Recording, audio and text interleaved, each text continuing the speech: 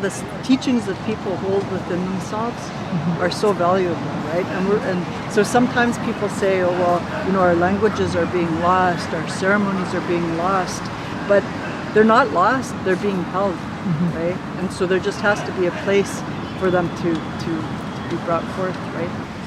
Western medicine has its place, of course, here in mainstream society. It has a lot of restrictions and policies and regulations and all of those things that they're restricting, right? Because in ceremony we use a lot of medicines, and even now with our medicines they're starting to be regulated. We go up on the mountain and we fast once a year to prepare for the Sundance, and if you go up on the mountain, you are up on the mountain, and the idea is, you have a vision to, you either see, you pray that you have a vision, you see a bear, or you see an eagle, or you see something like that. Under the mainstream medicine or mainstream regulation, it would be like, safety issues would be the concern right away. How are you going to protect that? Who's going to take care of it if it's a bear?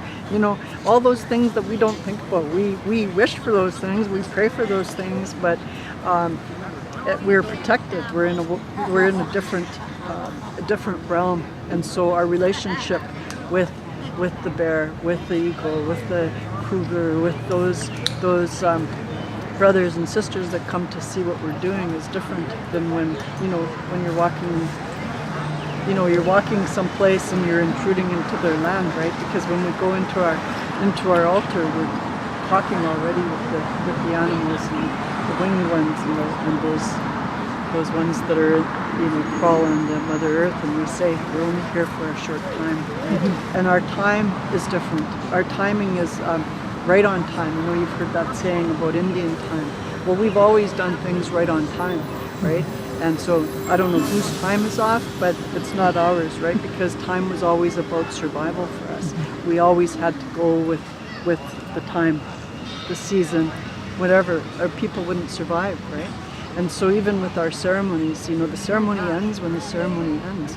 We don't put a time on it. We don't say, oh, your time's up now, you got to be quiet, because if we're in a circle, a talking circle, a healing circle, we have to let that process go. And so always say a circle takes on its own life, right? Because people, will say what they need to say in there. Because if it's an autonomous healing center, then all nations will be involved. I do presentations at the JI around the medicine wheel, and for the probation officers and the parole officers and social workers, and they say, well, I feel it's not mine to present, and I say,